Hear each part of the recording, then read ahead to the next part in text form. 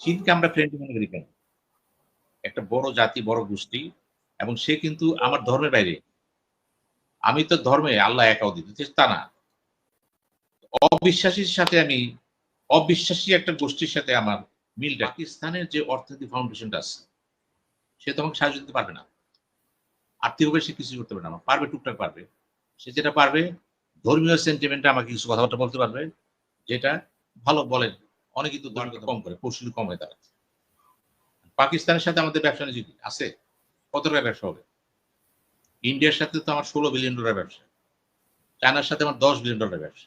পাকিস্তানের কত বিলিয়ন? দেখেন মুক্তিযুদ্ধটা আমি আবারও বলতেছি।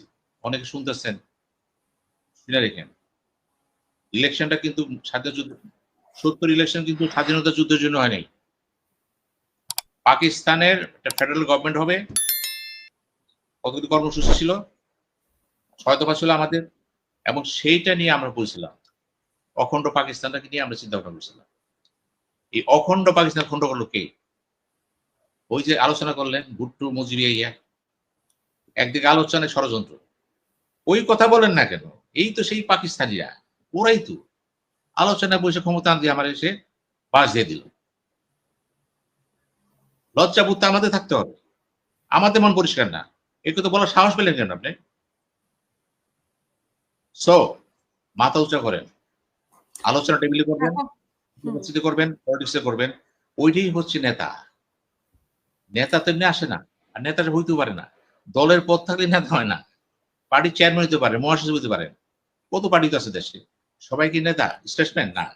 এখন স্টেটসম্যান তো আপনার সেই কাছে কি মনে হচ্ছে যে এই যে পাকিস্তানের প্রতি আগ্রহ বলেন, চীনের প্রতি আগ্রহ বলেন বাংলাদেশে, এই ওয়েটা পররাষ্ট্রনীতিতে কতটা গুরুত্বপূর্ণ বলে মনে করেন যে ভারতকে ঠেকাইতে গিয়ে আমরা ভালো কথা বলছেন। চীন আমাদের মুক্তিযুদ্ধের বিরোধিতা করছিল। ঠিক আছে। একটা বিরোধিতা করছিল সে, ঠিক আছে। চীন কিন্তু পরে আবার সেটাকে ট্র্যাকে নিয়ে আসছে। চীন কিন্তু আমাদের অর্থনীতি দাঁড়ায় গেছে। আমাদের যে অর্থনীতি এখন আসছে, চীনের ইনভেস্টমেন্ট, চীনের ব্যবসা বাণিজ্য আমাদের এখানে কিন্তু চরম পর্যায়ে আছে। এবং চীনকে কিন্তু বাংলাদেশের জনগণ শত্রু মনে করে না। খেয়াল করবেন কিন্তু সে বিরোধিতা করছে কিন্তু সে তো মারা নেই মানে। চীনকে মনে করে বাংলাদেশে আসলে ভোটাভুটি দেন আপনি বাংলাদেশে কথা বললাম। আপনি কার পক্ষে? চীনের পক্ষে না ভারতের পক্ষে? 95% ভোট চীনের পক্ষে। কেন? চীনকে আমরা ফ্রেন্ড মনে করি কেন? একটা বড় জাতি, বড় গোষ্ঠী এবং সে কিন্তু আমার ধর্মের বাইরে। আমি তো ধর্মে আল্লাহ এক অদ্বিতীয়, তা না। অবিশ্বাসীর সাথে আমি অবিশ্বাসী একটা গোষ্ঠীর সাথে আমার মিলটা কি? আমি ইহুদি সহ্য করতে পারি না। আমি হিন্দু, আমার ধর্ম না। ওইটা আমার ধর্ম না। এটা চীনও তো আমার ধর্ম না। ওইটা তো তা জাওইজম, তাওইজম ভিন্ন কথাবার্তা আছে। মানে এই যে নতুন মেরুকরণ পররাষ্ট্রনীতিতে মানে কতটা এটা কাজে বললেন পৃথিবীতে বসবাস করার জন্য আপনাকে অনেকগুলো শক্তির সাথে ভারসাম্য রাখতে হবে। শত্রু আপনার মিত্র, মিত্র শত্রু। এই কথাগুলো আছে না? চীনের সাথে আমার সম্পর্ক, চীন আমাকে সাহায্য দিতে পারে, তার ভান্ডার আছে, তার টেকনোলজি আছে, সে পারে সস্তা জিনিস দেয়। এটা অপরিহার্য। এটা হবে। সে যদি আমার বিধর্মী হয় আমার কিছু আসে জানে না। আমি দেখবো সে দিচ্ছি।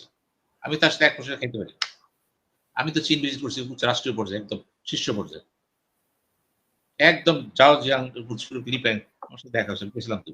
এখন প্রশ্ন হচ্ছে এগুলো বড় কথা না। আমি দেখেছি তাদের যে আতিথ্য, কথাবার্তার ধরন, সবকিছুর মধ্যে কিন্তু একটা মার্জিত ভাব আছে। তারা খুব পরিশ্রমী জাতি। শিক্ষা নিতে পারি আমরা। এবং আজকে বাংলাদেশ যে প্রজেক্ট হইতেছে, প্রত্যেক জায়গায় দেখেন চীন আছে। পাকিস্তান কি এভাবে আছে? তার কিছু তো অভিযোগ আছে। পাকিস্তান অর্থনৈতিকভাবে খুবই দুর্বল। সামরিক শক্তিটা আগে আছে এবং বেতন দিতে পারে নাই। ওটা লোন করতেছে তাই। আপনি বুঝে নিন পাকিস্তান কিন্তু অর্থনৈতিকভাবে অতটা না, যেটা চীনের কাছে বলতেছে, যেটা ভারতের আছে আনুপাতিক হারে বুঝছি। তো পাকিস্তানের এখন সাথে এখানে সম্পর্ক কি? আপনি মনে করেন এই যে চীন পাকিস্তানের সাথে সম্পর্ক ভালো হয়ে গেলে ভারত আরো বেশি এমনিতেই শেখ হাসিনার পতনটাকে ভারত মেনে নিতে পারে নাই, সেখানে আরো বেশি কঠোর অবস্থানে যাবে বাংলাদেশের প্রতি, মনোভাব কঠোর হবে। পাকিস্তানের সাথে সম্পর্ক যত ভালো হবে ভারত তো আপনাকে দূরে সরবে। এটা হলো ভারতের পরে পরিস্থিতি। কারণ সে তার শত্রু। সে তাকে বলে সন্ত্রাসী রাষ্ট্র। চেষ্টা করছে অনেকবার তাকে সন্ত্রাসী হিসেবে জেনেভা তাকে বাড়ার চেষ্টা করছে তাকে স্বীকৃতি দেওয়ার জন্য, তাই তো? পাকিস্তান ভারত সম্পর্কটা হচ্ছে একেবারে জাতসূত্র। এখানে কেন? কাশ্মীর। যদি কাশ্মীরটা না থাকতো এতটা না হইতো। কাশ্মীর হচ্ছে তাদের বোন কন্টেনশন। আমার মাঝে তো কাশ্মীর নেই। তাদের সম্পর্কটা কিন্তু ধর্ম নিয়ে না, ভূখণ্ড নিয়ে। কাশ্মীরের প্রাধান্য বিস্তার করতে পারে কিনা, এবং তারা সামরিক শক্তি হয়ে গেছে, অ্যাটমিক পাওয়ার হয়ে গেছে। কিন্তু পাকিস্তানের যে অর্থনৈতিক ফাউন্ডেশনটা আছে, সে তো আমাকে সাহায্য দিতে পারবে না। আর্থিকভাবে সে কিছু করতে পারবে না, পারবে টুকটাক পারবে। সে যেটা পারবে ধর্মীয় সেন্টিমেন্টে আমাকে কিছু কথাবার্তা বলতে পারবে, যেটা ভালো বলেন, অনেকেই তো ধর্মীয় কথা বলে।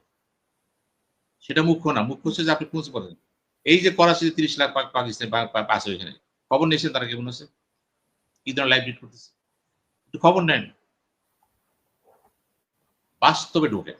আপনার আপন ভাই, মনে করেন আপন চাষ, আপনার খবর নেয় না বিভিন্ন কারণে, এক বংশের কিন্তু হয় না তো, পাকিস্তানের খবর নেবে। ওটা তো একটা ভাই, রাষ্ট্রীয় ভাই, যার যার রাষ্ট্র তার, যার যার সমাজ তার। এগুলো আপনাকে কিন্তু খুব বুঝতে হবে, এই জিনিসটা পাকিস্তানের শাসন অবস্থা বুঝতে হবে, কয়টা গোষ্ঠী সেখানে আছে, পাকিস্তানের প্রভিন্স গুলো বুঝতে হবে, বেলুচিস্তানের সাথে সম্পর্ক আছে থাকবে কিনা, গন্ডগোল তো আসছে, ওখানে স্বাধীনতা চায়, ওই রাষ্ট্রটা কি পর্যায়ে আছে যদি অ্যানালাইসিস করেন, আপনি দেখবেন পাকিস্তান সুখে নাই। কেন আপনি বলতেছেন অতি সুখে সে বকব করতেছে, দরকারটা কি? এটা যখন আপনি জানবেন, আপনার মনে যখন হবে I know standing of Pakistan, আপনার সাহস আসবে, আপনার ডিপ্লোম্যাটের সাহস আসবে, রাজনীতির সাহস আসবে।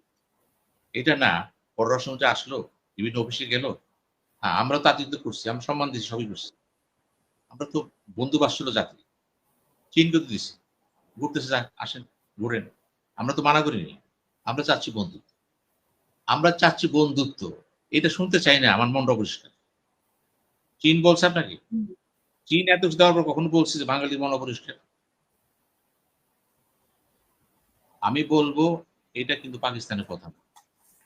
যেহেতু পররাষ্ট্রমন্ত্রী বলে ফেলাচ্ছেন, যেহেতু পররাষ্ট্রমন্ত্রী এটা পাকিস্তানের কথা বলেছে, ডেফিনেটলি এটা দায়িত্ব তার।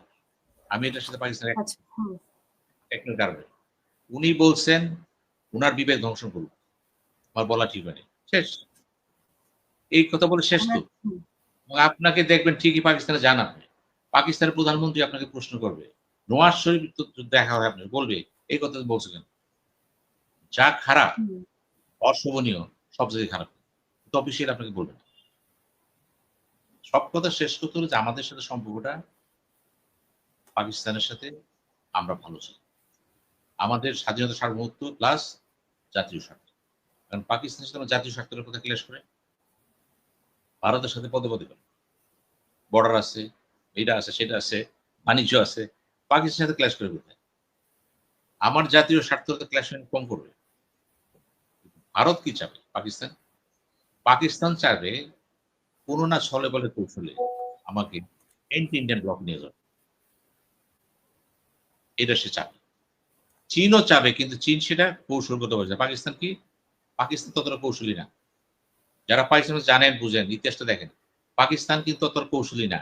কারণ যারা সামরিক ধান্দা থাকে তারা কিন্তু একটু ওয়ার্কটা কম করে, কৌশলী কম হয় তারা।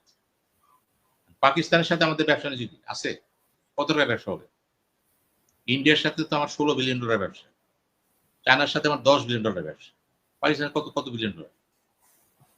এগুলি অক্ষর অক্ষরে যায় যে তিনি যে আমার বন্ধু হবেন, তাকে চেতাইতে যে আরেকজন চেতাবো না, আমি সবার সাথে থাকবো। আমাকে চীনও দরকার, ভারতও দরকার, আমেরিকা দরকার, রাশিয়া দরকার, পাকিস্তান দরকার। তবে ইম্পর্টেন্স আছে, এ বি সি ডি, এটা ফরেন পলিসি। কার সাথে ভালো সম্পর্ক, কার সাথে এটা সম্পর্ক।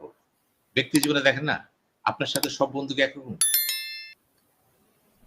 সব ভাইয়ের সম্পর্কে